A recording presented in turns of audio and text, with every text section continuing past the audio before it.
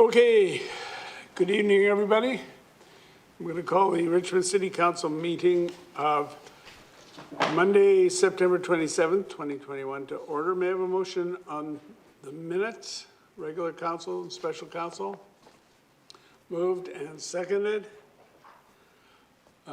Any errors or omissions? All those in favor? Any opposed? That is carried. Madam Clerk, any agenda additions or deletions? None, Your Worship. Okay, and there's no delegations signed up to speak to us on the agenda items. At least there's a delegation later in the agenda. So that brings us to the consent agenda, and the highlights include the receipt of the committee minutes, the energy poverty reduction toolkit for low-income households and their service providers, hospital wait times for responding Richmond RCMP members, a recommendation to award the contract for the supply and installation of conduits and water service pipes using trenchless technology and other related civil works. Then we have the e-scooter pilot project, the recommendation to award the contract for a shared system, sanitary sewer repairs for the 8,000 block Capstan Way, Green Fleet Action Plan, the 2020 progress report, the application by Number 6 Investments Limited for a strata title conversion of 2020 Number 6 Road and 14133 Burroughs Road. Then a land use application for first reading, which goes to public hearing on October 18th, 2021, and that's 21, 10, 15, 20, 25, 50, 55, 60, 65, and 70 of 8766 McKim Way, which is a temporary commercial use permit. And then we have the 2022 Lulu Awards in Urban Designs, the schedule and the categories. And finally, the Board of Education of School District number 38, 2021-2022, the eligible school site proposal. May I have a motion to adopt those by general consent? Moved and seconded. Okay, we'll ask for any speakers. Councillor Day. Thank you very much, Mayor Brody. I will be voting for everything on the consent agenda. Item number 7 is the Energy Poverty Reduction Toolkit. This is a $97,000 project, and $48,450 comes from Hydro, $18,500 from the EV Foundation, and $30,000 from Richmond. I think this is a really good start. It's going to evaluate how we can help those who are living in the poverty to afford their energy bills, and I'm excited to see what comes back from the report. Item number 8 is the hospital wait times. I made this motion in committee because it is unacceptable that paramedics, firefighters, or police, or any first responder is waiting 90 to 102 minutes for the hospital staff to take over. They're doing the best they can, but clearly more resources are needed in the hospitals. So I'm really happy that Council supported this motion. Item number 9 is the awards contract to install conduits, and I'm pleased to see that it's a 3-year term with Ulmer Contractor that has been working with the City of Richmond since 2004, so clearly a good working relationship. I have a question on item number 10, which is the e-scooter pilot project. There's no cost to the City of Richmond, but I want to understand how, I actually have a good understanding. I'd like staff to explain to the public what the steps that are available, such as the Lime technology has technology that determines if someone is riding on the sidewalk instead of on the designated roadway. So can you explain for the audience out there how we're going to make sure that these e-bikes are going to be safe through that technology? To your worship, to Councillor Day, absolutely. Lime has geolocation technology, so we will know where the e-scooters are, whether they're where they're supposed to be in the bike lanes or on the minor roads. They also have a vibration sensor on the e-scooter that can tell if it's riding down a sidewalk or not, and that sensor will report back to Lime itself to let them know that someone's doing something they're not supposed to, and they will take it upon themselves to reprimand the person or talk to the person that's doing something they're not supposed to be doing, reminding them what the rules are and helping them get to where they're following the rules. Thank you very much, Lloyd. That's excellent. I'm looking forward to this pilot project, and I'm sure that people will be a lot safer than they think they're going to be with this technology. Item number 11 is the sanitary sewer repairs on the 8,000 block of Capstan. And I had a question of staff on this one too. I know the original 1970 sewer has failed and we have to put in a new one because the one we put in had to be smaller than normal because of the tight physical constraints of that area. Will there be an option for creating another access point for people on Capstan Road? Because that really is a very congested area with many high rises.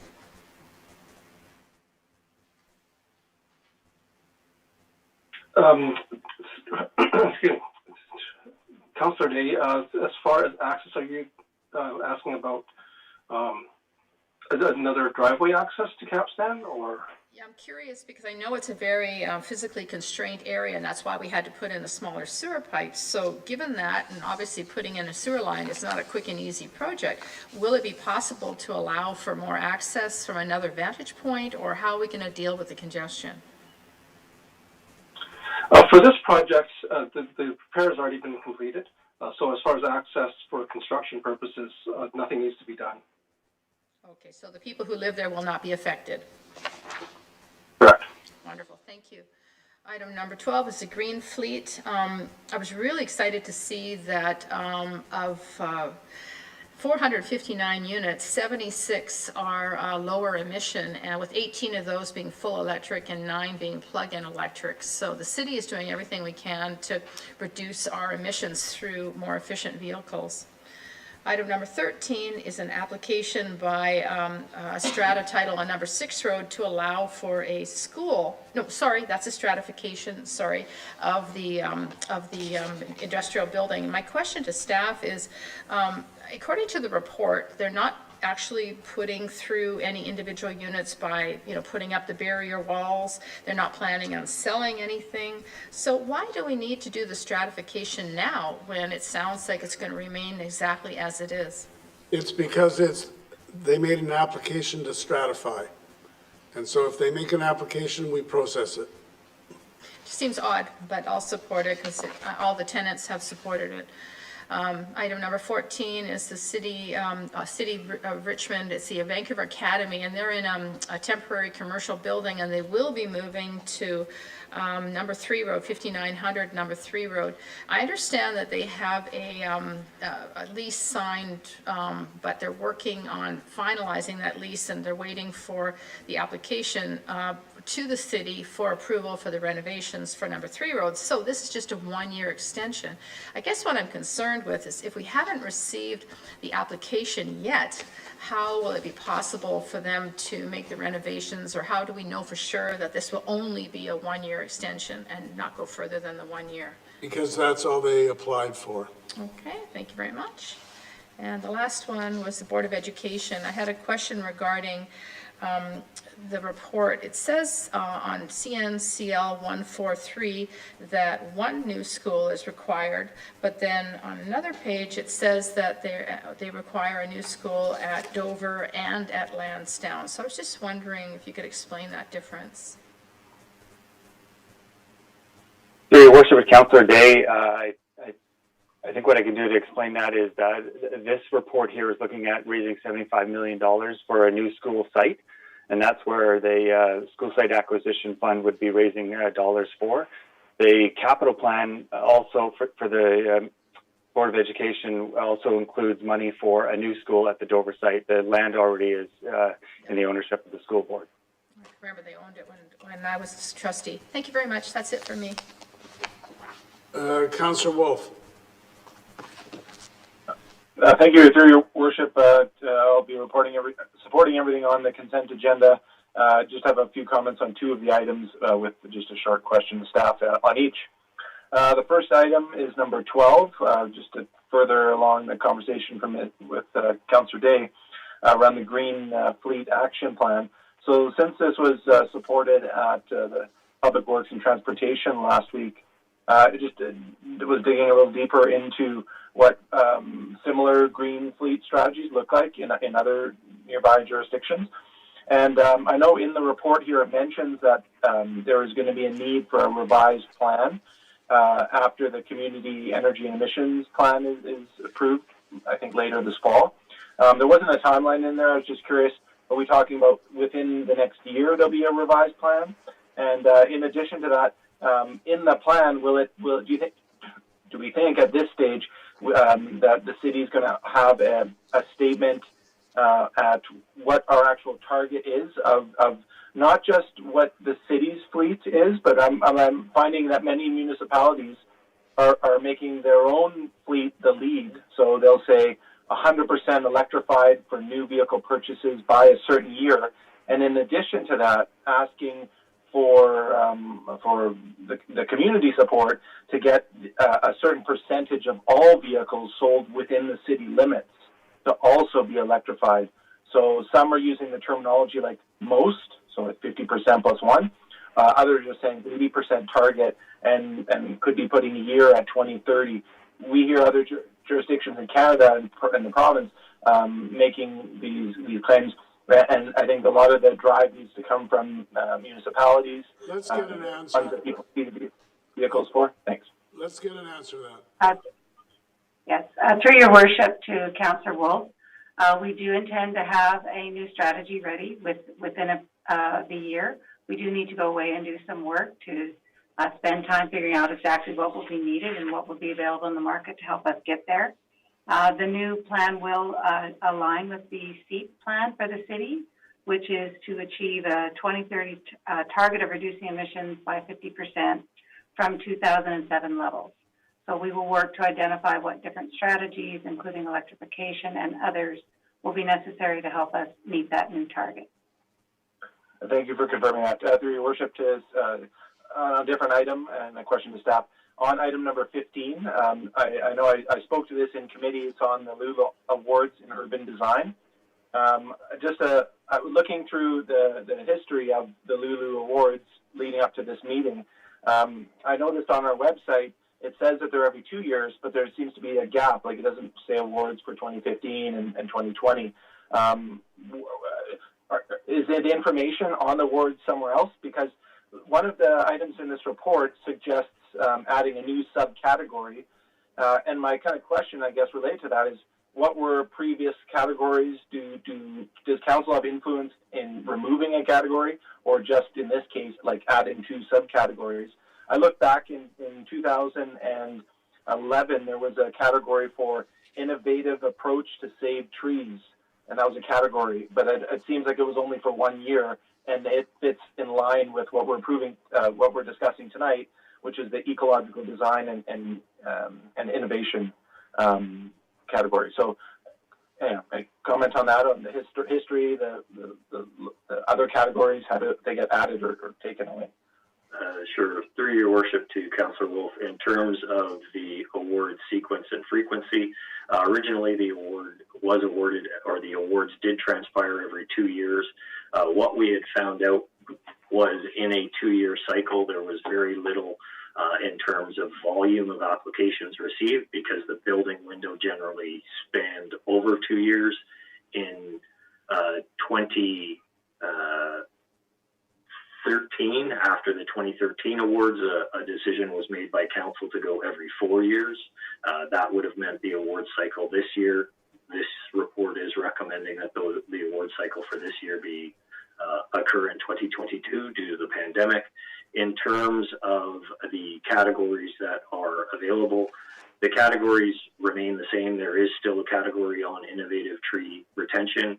The ecological category we are recommending is a new category.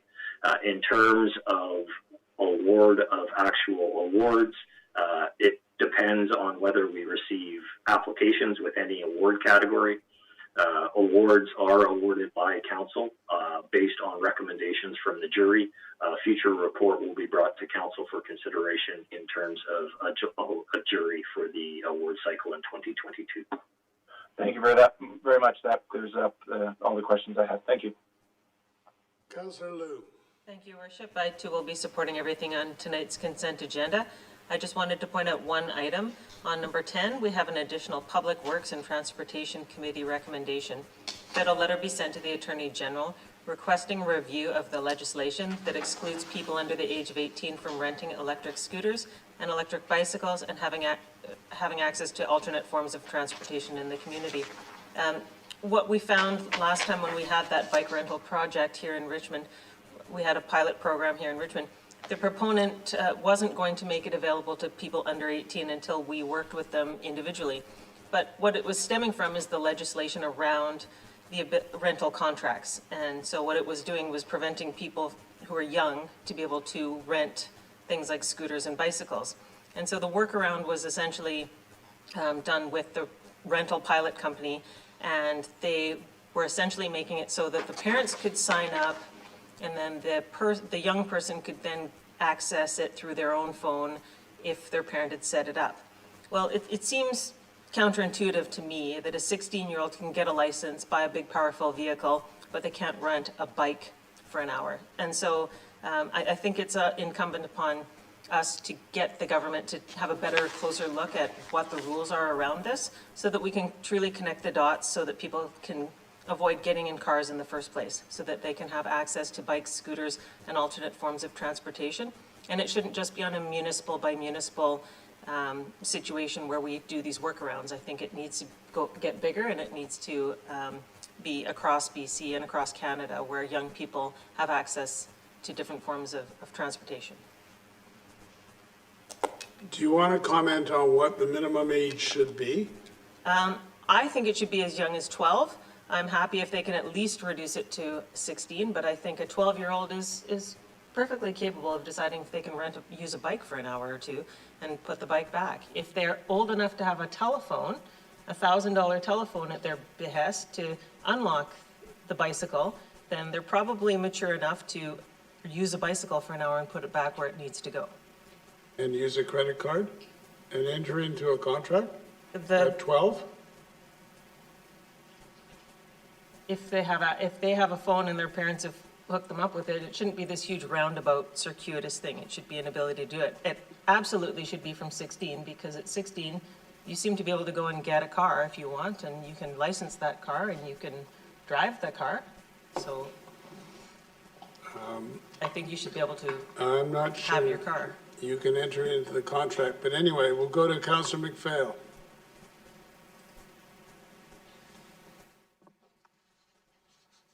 Thank you, Your Worship. I will be supporting all the items on the consent agenda, and will speak to two items. Number 8, hospital wait times for responding Richmond RCMP members. So we have discussed this issue previously, and it probably gets commented on at almost every community safety committee meeting. And, I think that the wait times at the hospital mostly depend on the individual as well as situation at the hospital on any given day, and that the hospitals to try to do everything they can to reduce the wait times.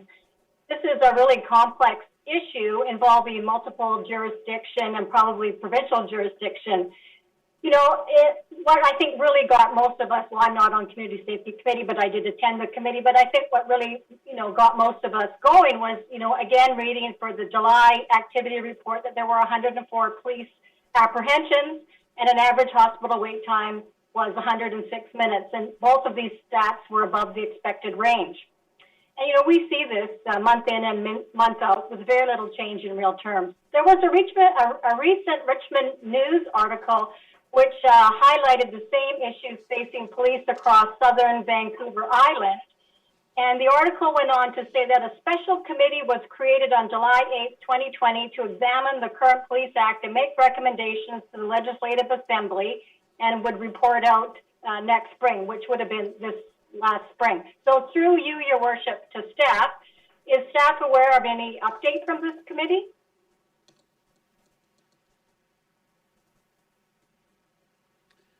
Anyone from staff? Through the chair. Go ahead. Through the chair. Staff, I'm not aware, but we can certainly check back and report back to council. All right, thank you. And then a question through you, Your Worship, to the police. Are the police chiefs around the region having this discussion? Because I think, if we're having this issue, other police forces are having this issue. Makes sense to me that they're discussing this as well. Through The Mayor, to Councillor McPhail, the OIC is not present, but my understanding is there has been discussions among the chiefs, but I don't know whether that's formally or informally. Again, we can get back to council on that. All right, thank you. And are we going to be including, Richmond-specific data in the correspondence that's going out? Because I think that's really important that we share that. And, it really will help, I think, going forward so that the powers that be have a better understanding. And to that point, I'd like to amend the motion to CC a few other people, that the letter be CC'd to Vancouver Coastal Health, our MLAs, and RCMP E-Division. Vancouver Coastal Health, RCMP E-Division, and who else? Vancouver Coastal Health, our 4 MLAs, and RCMP E-Division. All right, does anybody have an objection if we just add that in as a friendly? Okay, so carry on. We'll take it. All right, thank you. Number 10, the e-scooter pilot project. I support the pilot program and the motion this evening awarding Lime Technologies Inc. the contract. And I think it will be really important to see the information and data that will be collected through this pilot project so that we can better understand the challenges and opportunities going forward. I do have a question through you, Your Worship, to staff. Over the weekend, I spoke with some folks who own their own e-scooter. And I think, from chatting with them, they were a little bit confused about what the pilot project is and what, the individual responsibilities around e-scooter ownership and ridership is about. So just wondering, what is the communication piece for people who own their own e-scooter? We've already amended the traffic bylaws so that e-scooters are allowed on our roadways. So just wondering, it came up on the weekend. Yeah, through your worship to Councillor McPhail, absolutely. The bylaws and everything are changed, and the information on what the responsibilities of e-scooter owners are and where they can operate the e-scooters is on our website, so they can find it there for sure. Is there going to be an outreach campaign? Because I'm sure, I've seen people doing things they shouldn't be doing on an e-scooter, and so just wondering, is there outreach for that as well? Yes, we can begin an outreach program right away through social media, etc., to pass along the rules of e-scooters to the people that own them. Thanks very much. That's it for me. Councillor McPhail, or Councillor McNulty. Yeah, thank you, Worship. A couple of items, and I agree with all the comments that Councillor McPhail. Am I echoing? No, you're fine. I agree with all. Okay, I agree with all the comments that Councillor McPhail made with regard to the hospital wait times. And I think we have to support the RCMP and what they do, but also the ambulance has the same kind of procedure, staying with the patient until they are discharged across the way.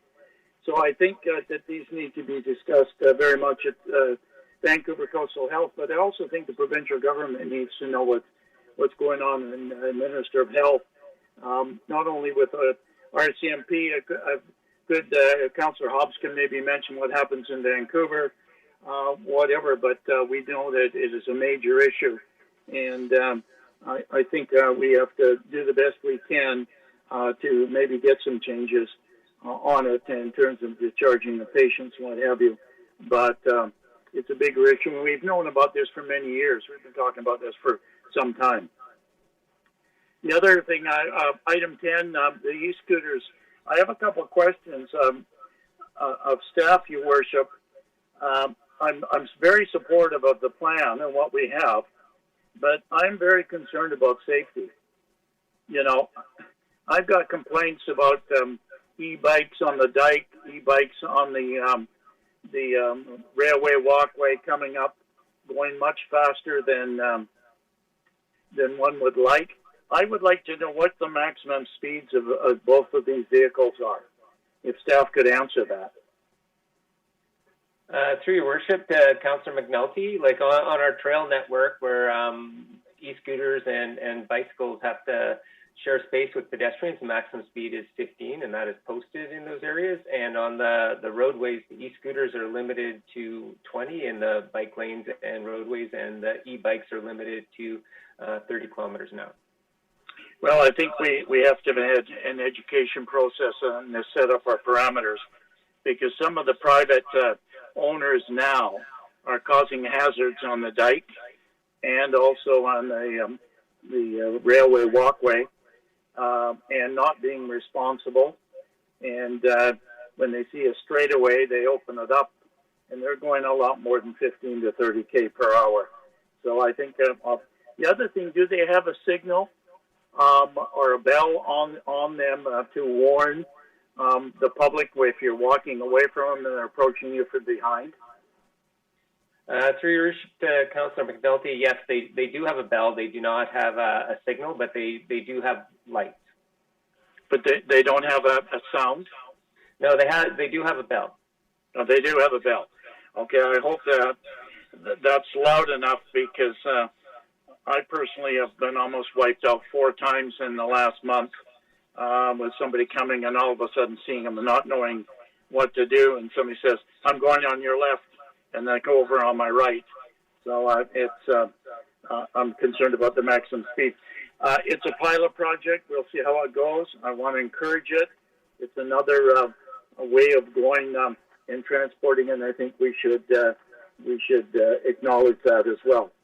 I want to commend staff on the Green Feet Action Plan on our page 82. When I look at how we're reducing units, I think we're being responsible, and we're dealing with it within our means, even though our population is increasing. So I think the plan that we've got in front of us, if we can continue with that, we'll continue to be leaders in this area. And I commend staff and our public works people for that. I think it's a step in the right direction, and we can hold our head up high. On our awards, I was quite pleased to support the 2 awards that are coming in, along with the other awards that we have.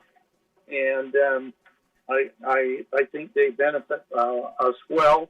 I like the idea of the universal design and innovation and rewarding people for that. As remember, the universal design guidelines that we had came from Richmond Committee on Disability way back, and those of you who can remember the name of Francis Clark used to be at every council meeting reminding us, and developers and what have you. So I think this is a fitting category.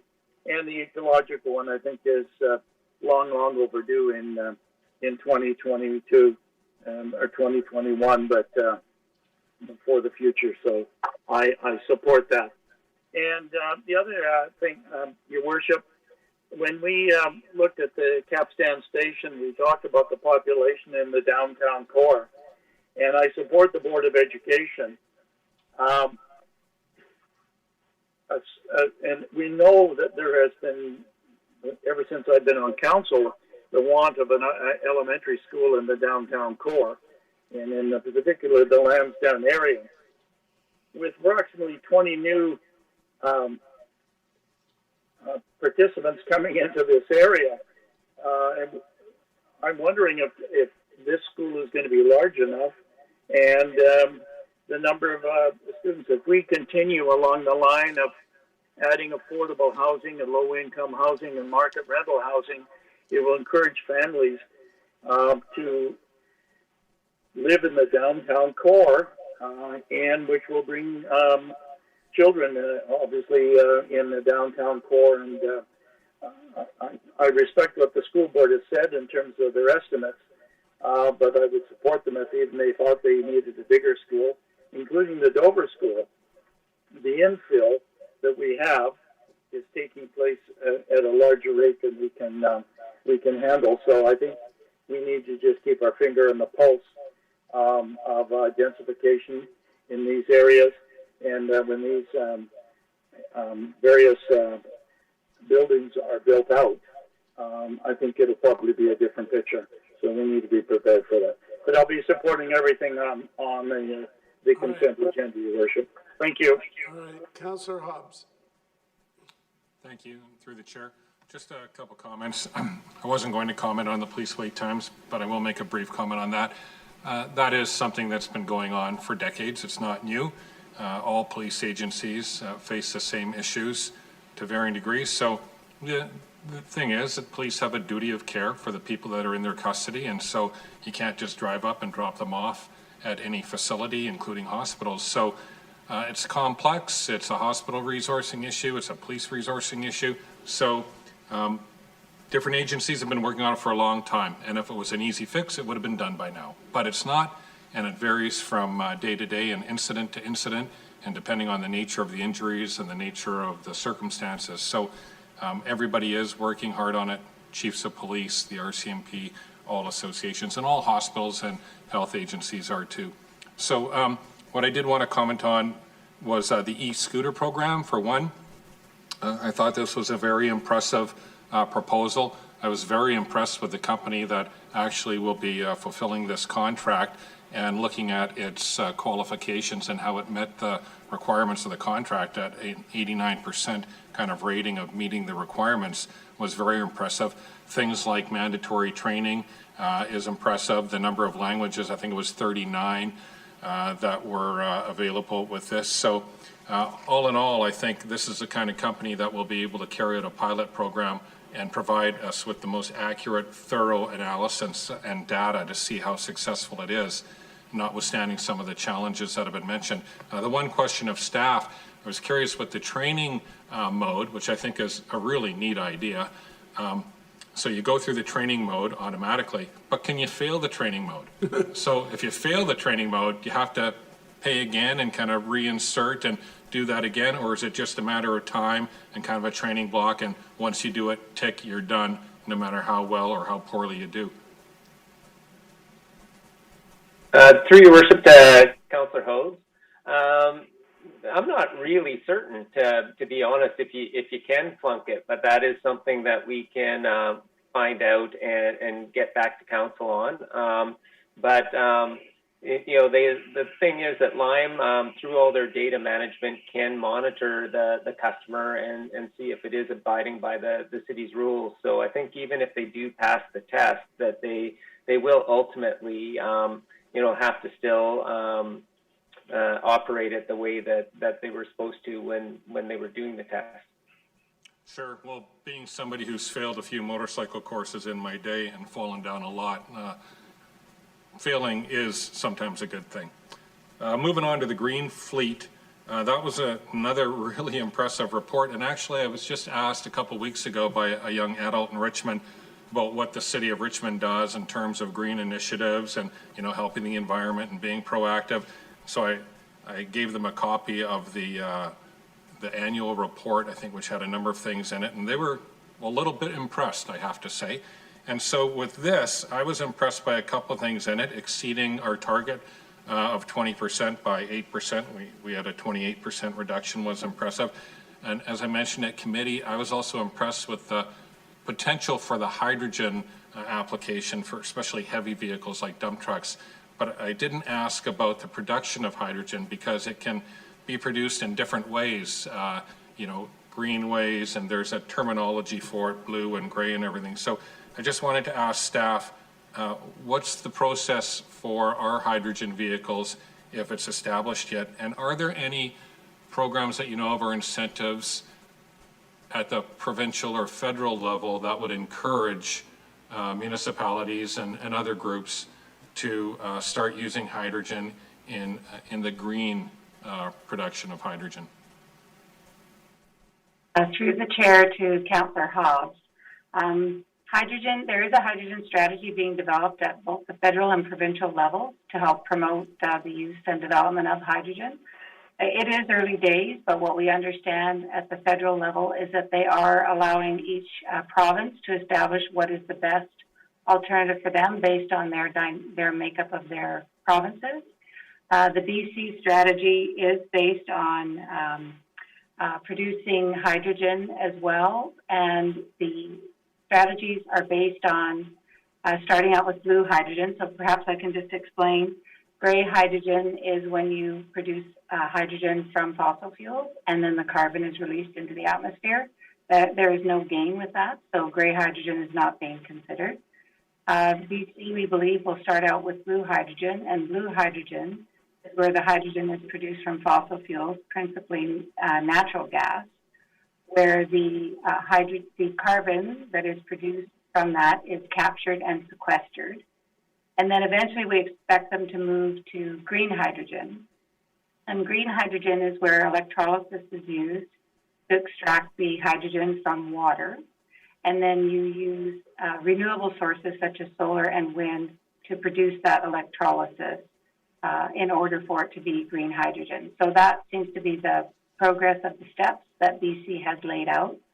We're not immediately aware of grants, but we know they're coming, so we are monitoring for those. They will be available to industry as well as local governments and other levels of government as those strategies are developed.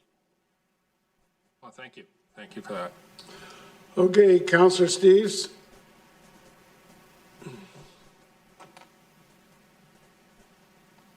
Thanks. I just want to talk about item 12 myself. Great report on the fleet, particularly the part of reducing the fleet. I think that's really important. As I've said before, I'm not really a fan of the electric car. I think it's a route we have to take, but I'm not enamored with it if we end up with thousands of electric cars on the road and using the materials and the lithium and everything else that's needed to keep them running.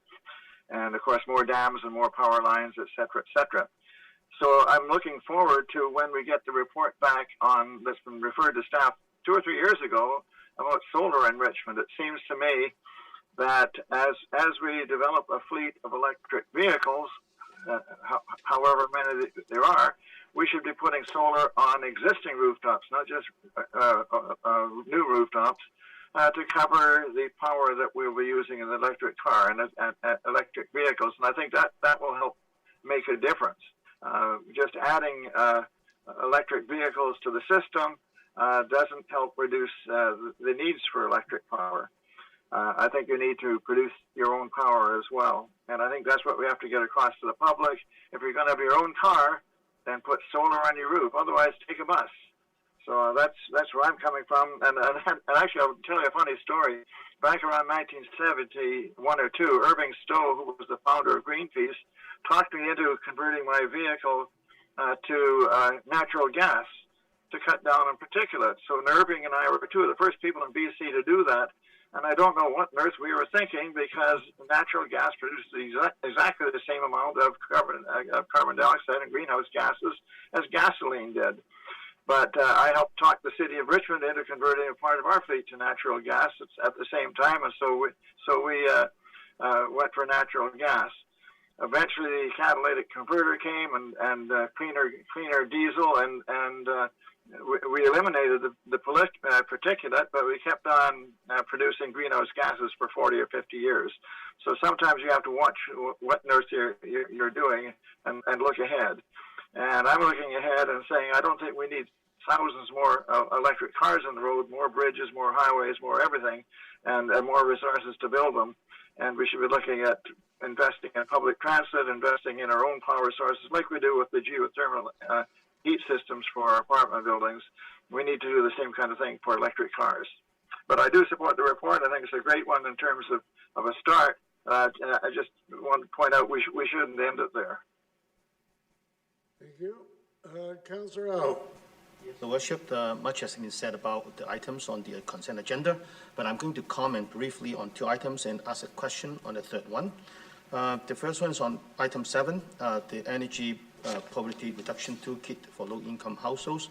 I would like to thank staff for bringing up this very important issue. This might be a new concept to many people, the energy poverty concept. But in the last 5 years, I noticed that there's been more research and studies over this very important project. This issue. And on page CNCL 59 and 60, staff has a very good discussion of the concept, and also it's alarming to notice that in Richmond, we have a more than average number of households suffering from energy poverty. So I would like to say, a job well done by staff to bring into our awareness of this issue. And I'm confident that through the dialogue and our engagement with stakeholders, we can develop the very useful tool, a toolkit for energy poverty reduction. And I hope that we can achieve 3 goals through this exercise. One is that we can bring to the awareness of the public about this important thing. And secondly, we can increase a dialogue within the community so that we can go forward with a concerted effort to address the issue. So by increasing dialogue, I think we can moving forward much faster and more effectively. And finally, I hope that, as I said, a useful toolkit could be developed. My second comment is on item 10, e-scooter pilot project. Again, I'm very happy with this pilot project. And it's going to provide an alternative mode of transportation for the public, and also it's also encouraging people to get off their cars. What I'm particularly happy about this pilot project is that they are not just providing the service, they are also providing education, training, and monitoring. Staff has mentioned that the company can actually monitor some of the behavior of the renters in using these tools. So I think that could give us a very good information about how to improve the project itself, but also the use of the new types of transportation. And I think this next step forward is that this is going to be more popular, the e-scooter. So I think we, on one hand, have to put more emphasis on education, but on the other hand, I think we should also beginning to have more and better law enforcement. I think sometimes people have to be taught a lesson by using law enforcement means. And finally, on item number 13, the application for strata title conversion, I have a question to staff. Now, I'm supportive of this application. However, I remember that about a year ago, we have a similar application, and I raised the question that whether or not this trend will become more and more popular, and whether or not this kind of application actually run contrary to what the city wants to promote. I remember that the Economic Development Department has furnished a report some time ago saying that we should keep larger parcel of industrial space for some kind of high-tech industry and things like that. So I want staff to comment whether or not, number one, is a trend developing that, we strata title conversion for many of this large industrial space.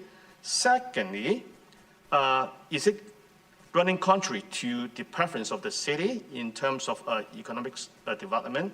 And thirdly, in the future, if we have this kind of application, should we get some feedback or comments from the Economic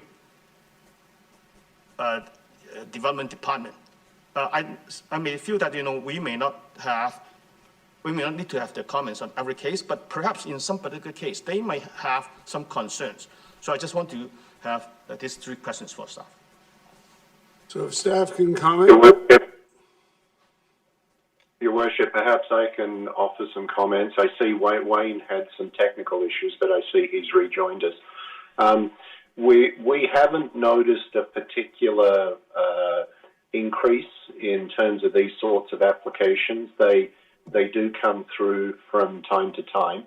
I think that in this particular case, with this particular applicant, one of the things that you should keep in mind is that this developer has actually built a lot of new industrial floor space in Richmond over the last 30 years. And typically that could be strated at construction stage without council approval, but for whatever reason that didn't happen here, and the project is a few years old and they're now seeking to strata it. We don't typically refer applications by application to the advisory committees. We would consult with them on policy and policy changes. And so next month in October, we will be bringing you a report dealing with stratification, particularly on office space, and you will see comments both from developers, the public, and from your advisory committee. Thank you. All right, with that, I think those are all the comments, so I'm going to call the question on the consent agenda with those minor changes that were made by Councillor McPhail. All right, so all those in favor? Anybody opposed? So that is carried.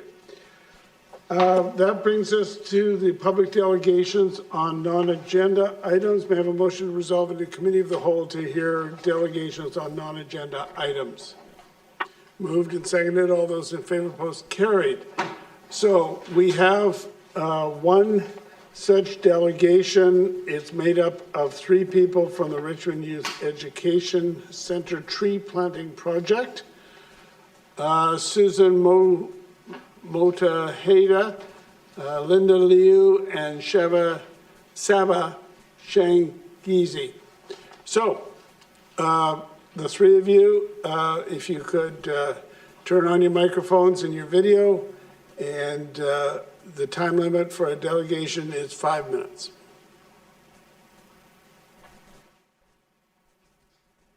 Good evening, Mayor Brody and councillors. My name is Saba Chingizi, and on behalf of Richmond Youth Education Center, we wanted to convey our gratitude to have the opportunity to share our initiative with City Council.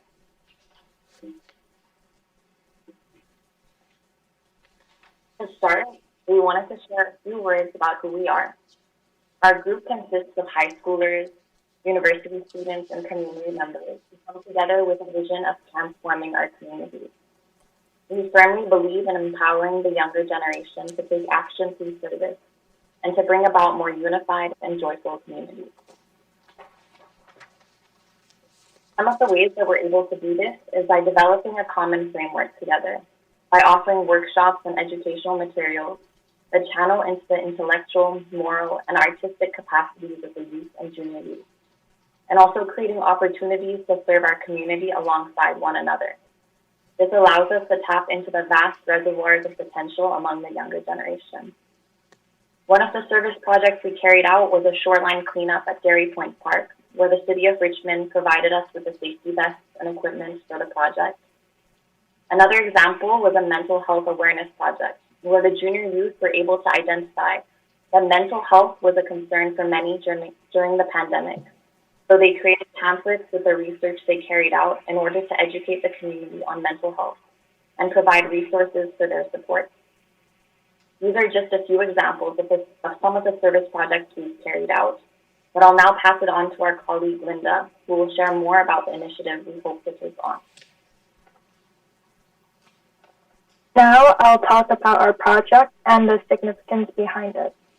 So we would like to take the initiative to plant 215 trees in honor of the Indigenous children found at the Kamloops Residential School. We hope to contribute to the reconciliation process by spreading awareness about the injustices the Indigenous community face, as well as recognizing the importance of protecting every child, because they are the most precious treasure a community can possess, because in them are the promise and guarantee of the future. This not only acknowledges the initial children discovered in BC, but it's a way to bring recognition to the legacy of all residential schools in Canada and the trauma that continues to be unearthed.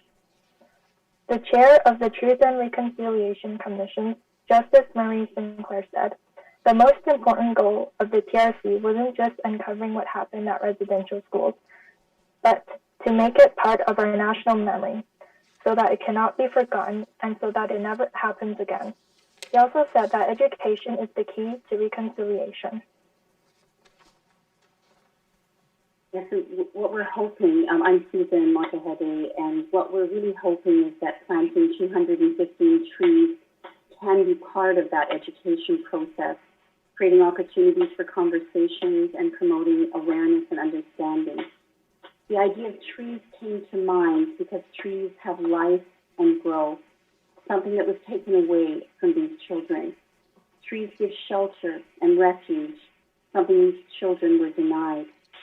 Trees bring beauty and provide the gift of oxygen for Mother Earth.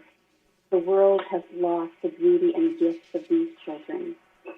In the words of Chief Dr. Robert Joseph, he said, I want you to dream with me and imagine what reconciliation could look like in 20, 30, 40 years from now. When we are reconciled, we will live together in harmony, be gentle with one another. We will be caring and compassionate. When we are reconciled, every person living here will live with dignity, purpose, and value. What we'd like to request from Council is to provide the 215 trees and designate the parks and schools where they can be planted. The youth and the junior youth and their families will provide the labor. We would really love to work in collaboration with the City of Richmond and help bring awareness, understanding, and healing to our community, our province, and our nation. This concludes our presentation this evening. Thank you for your time and consideration, Your Worship. We welcome your comments and questions. Okay, thank you. If you could take it off the screen share. As we get the conversation going, my suggestion is we simply refer this to staff for their comments on the concepts and working with this particular group or other groups. I'm mindful of the fact that the focus was on, in the presentation was on the 215 from Kamloops, but in fact there's hundreds, maybe thousands more throughout Canada and probably in this province as well. So it may be a situation where sounds like we should do something, but maybe we want to make it more general than just the 215. But all said, I suggest we refer this to staff for further analysis. So we've got a few comments here. Councillor McNulty. Yeah, thank you, Your Worship. I support the youth education project, and I have no problem with it whatsoever. And I would move a motion to refer this to staff to work with the youth to deal with the 215, but also look at any other program that we could do to recognize the many others across this nation, and take that under advisement to continue the education and route and also the recognition on it. So I thank the youth for their prize. So I'm moving now. Okay, now you made a motion. You talked about Richmond Youth, but are you talking about Richmond Youth Education Center? Yes, group that's presented here. All right, so that's been moved. Is it seconded? So it's moved and seconded by Councillor Howe. We'll go to Councillor Wolf. We're now on the referral.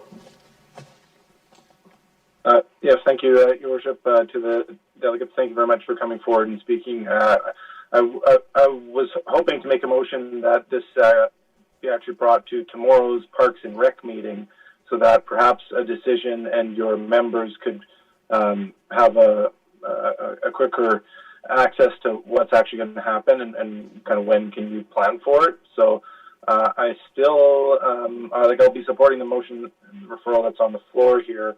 But I might also see if it can be brought up in the agenda tomorrow, which I think there's room for it, to perhaps get a preliminary yes or no, and can we enter this agreement? And I know there's a number of habitat enhancement projects that are being in the design phase that we haven't seen yet, and maybe because this is the first meeting of Parks and Rec since the August break, perhaps there is more update on that. We can hear about it. So if staff are unable to reply right now, I'll be bringing this up at the Parks meeting tomorrow. Thanks. Well, the referral motion is being made now. The results of this would be that staff will make an analysis. They'll probably be in touch with this group. There'll be some discussion about it, and then we'll hear back from them. That will be the process. Councilor, Yes, I appreciate that. And that's why I'm not going to be voting against it. But I also want to know the acknowledgement of the day this week coming up and the orange shirts that people are wearing on the call. That if we can get a sooner answer, then we will. Thanks. Councilor Wolf, the timeline you've got in mind is not going to be possible. Okay, so it will take some time. Let's do it once. Let's do it properly. Let's have full consultation. Let's make sure that we proceed as all would wish. Councillor Au. Yes, Worship, I'm supportive of this motion. I think this is a very meaningful work. I don't know if I can ask the delegate 2 questions. We've actually got a motion on the floor, so. Okay, I just want to ask, well, if I can, right? I just want to know, do they have time in mind, do they want to do it this year or next year? But I think staff can work with them. And also, I just want to know if they have experience in doing some of this work before. But again, I think staff can help them if they haven't. So I think I'm 100% supportive of this project. I'm sure their answer to the first question on timeline is forthwith, get her moving. Councillor Steeves. Yeah, thanks. I certainly support the referral. I was going to raise it at Parks as well, but I'll pass on the information that I have to staff. Some 30 years ago, we had an environmental youth team did exactly what this group is thinking of doing. I actually headed up the team 2 summers when I was teaching, and we went and collected native species and planted native plants around Richmond that unfortunately most of them all got cut down in recent years, but that's what we did. And I think that my question would be, would they include shrubs, because a lot of the native plants in this area were shrubbery rather than tall trees. And I'm hoping that someday we can replace a lot of the trees and shrubs that were simply cut down by staff over the years when they redeveloped different areas and bring back some of the native species. And it's particularly important for First Nations because these are species like the Pacific crabapple, which was a food tree, Indian plum, a food tree, bitter cherry, a food tree, and a number of different types of berries that grew along the crabapple ridge and the high areas of Richmond. And that was all eliminated. The entire Britannia shipyard area and the trail along Britannia once was planted with all those species, and they were all cut down. So I'd like to see, I think that trail could be redone, and maybe some of the plants could be planted at Britannia again. So I'll certainly raise this with staff. I've got the plant list that we had, and I'll pass it on. So thanks for coming forward, because the young people that did it 30 years ago did a fantastic job. It's sad that their efforts were ignored, and I hope this time they won't be. Thank you. Councillor Hobbs. Thank you, through the chair. Well, first, thank you for coming forward tonight with your presentation. I think it's commendable and it's timely considering where we are in our history right now, our collective history. And I also just want to say your previous projects sound quite outstanding too, regarding mental health and the cleanup along the shoreline at Garry Point. I'll be supporting this motion.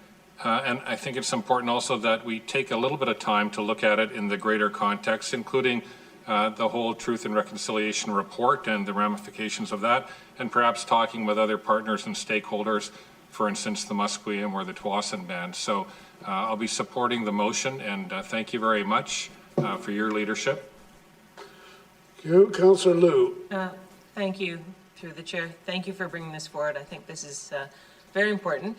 I also realized too that back in July 26th at our council meeting, we passed the Community Environmental Enhancement Grants Program that provides $2,500 for groups, and it'll help pay for their soil, trees, plants, and that sort of thing to be put on city lands. Now, I understand that the scope that you're imagining is probably bigger than this, What I'm also thinking, though, too, is that there are many other youth in our community that would like to be a part of this program. So instead of perhaps you taking the whole project on, or such a large project, we could have portions of this project or something similar. But certainly, you'd be eligible for this $2,500 grant, and I think, you know, I'll be interested to hear what staff comes forward with when the referral comes forward, because I think this was exactly what we passed. So this came out of actually the July 6th Parks and Rec meeting, so I'm sure all the Parks and Recs people will remember having passed this Community Environmental Enhancement Grants program back then. And so I think this really fits absolutely perfectly into this, and certainly I hope that you apply, and we hope that staff comes up with something that really works for the ideas that you guys have brought forward, because we love your idea. I think it's great, and we'd love to work with you. Thank you. Right, Councilor McPhail.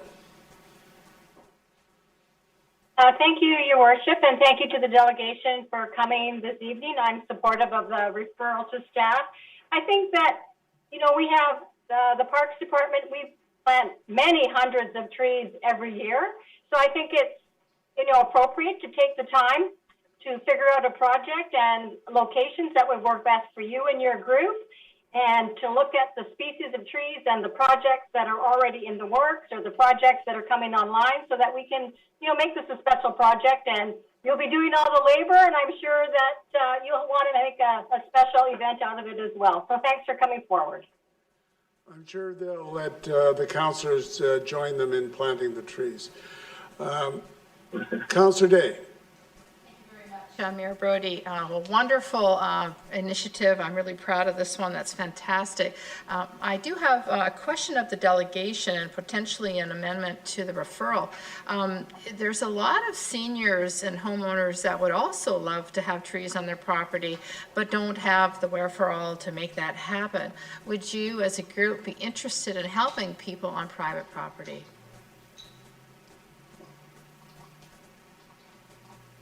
I don't know if there was my colleagues, I'd love to speak to that. I think anything that promotes this and that helps people and gets them talking about this. I remember hearing Justice Murray Sinclair saying this year, maybe one after this, our first, National Day of Truth and Reconciliation, if next year there's one more person. I mean, that's such a humility, one more person. I think every time someone gets involved and wants to do this, for these children and for, Canada to move forward and to learn and that, I think would be fantastic. That's just, I'm just thinking from my own heart, but I think the delegate, I think my colleagues would agree with that, absolutely. Sounds good. I had a question of staff, Mayor Brody. Planting the tree is wonderful, but a big part of this is keeping that tree alive. And as we've seen with the heat dome that we had this year in the summer twice, are staff able to manage the watering of an extra 215 trees? That's something that they'll take a look at all the ramifications of it, whether it's maintenance or planting or where they're going to be. As has been noted a couple times here, we plant many more than this number each year. So my guess is that it's going to be all within scope. Okay, then I'd like to make a motion that we refer the motion slightly to also apply this potentially to trees on private property. No, we haven't limited it to public property. It can be whatever. Staff will take a look at it holistically, and they're not limited as to what they can suggest. Okay, so the referral is broad enough. Thank you very much, Mayor Brody. Yes, I believe it is. Okay, so on the referral, we'll call the question. All those in favor? Any opposed? It's carried unanimously. So thank you to the delegation, and obviously there's going to be more discussion and more coordination and one thing and another. We have a motion to rise and report. So moved. All those in favor, opposed, carried. So, just a minute.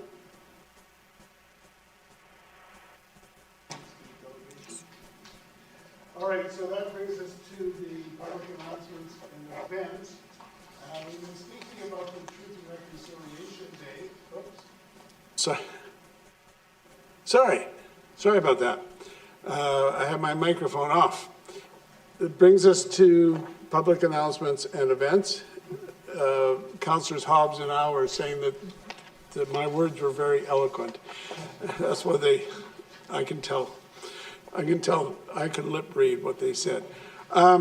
So the first item is what we've been talking a lot about, the Truth and Reconciliation Day on September 30th. This coming Thursday, it's the first National Day for Truth and Reconciliation. The day honors the lost children and survivors of residential schools, their families and communities, and provides an opportunity to commemorate, educate, and reflect on the history and ongoing impacts of residential schools.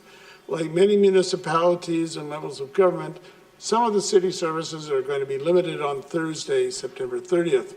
For instance, while City Hall will close, community centers, arenas, and swimming pools remain open to serve the community.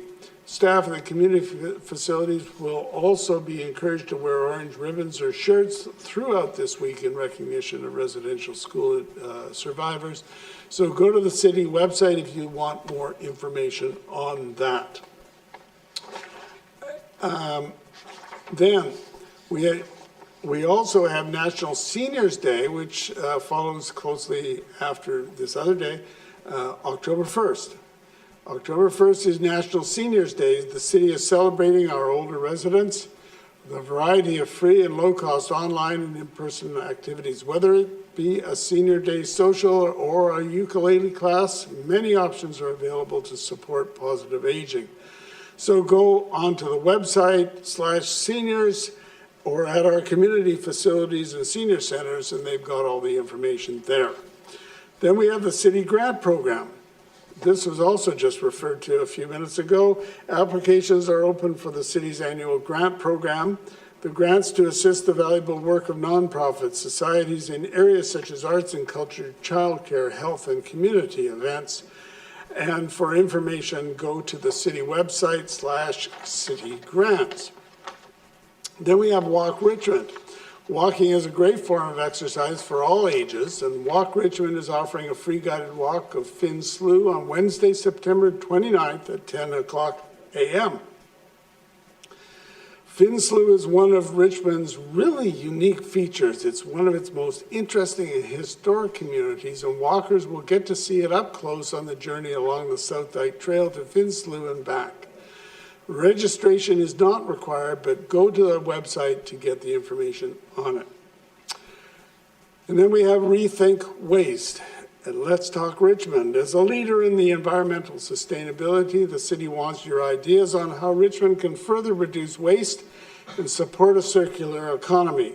The Rethink Waste think tank is open for feedback or Let's Talk Richmond. We are looking for your thoughts on what we can do to keep used materials in circulation, reused, repairs, or recycled right into new products. So share your ideas by logging into letstalkrichmond.ca by this coming Sunday, October 3rd. And the final item, it's actually the first bylaw that we'll be calling for adoption, but I want to just give a word of explanation about it now. It's the Single-Use Plastics and Other Items bylaw.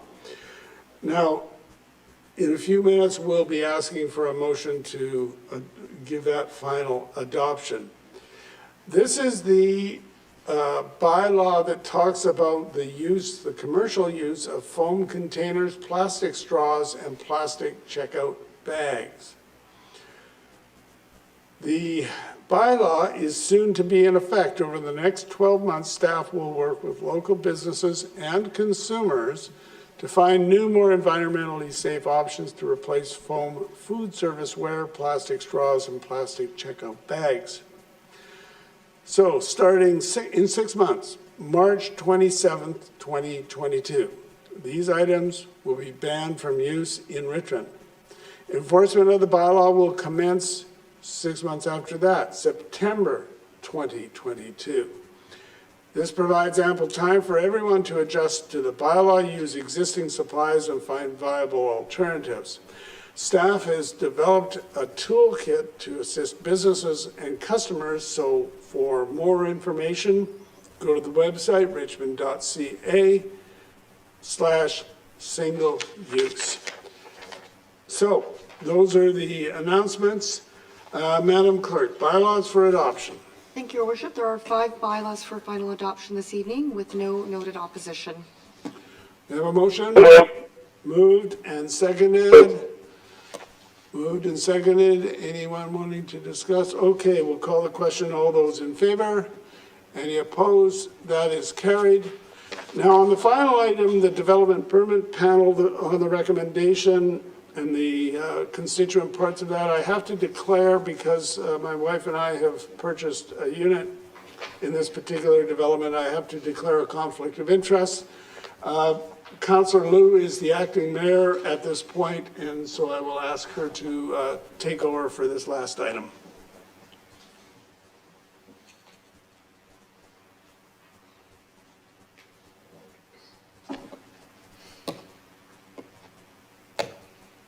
Thank you, Your Worship. There are 2 recommendations that are coming out of the Development Permit Panel meeting. The first recommendation is that the minutes of the Development Permit Panel meeting held on September 15th and the Chair's report for the Development Permit Panel meetings held on October 15th, 2020 be received for information. And recommendation 2, that the recommendations of the panel to authorize the issuance of a development permit for the property at 6091 and 6111 Dyke Road be endorsed and the permits so issued. So moved. Been moved and seconded. Do I have any comments or questions? Okay, all those in favor? Any opposed? And it passes. Can I have a motion to adjourn? Move adjournment. Thank you.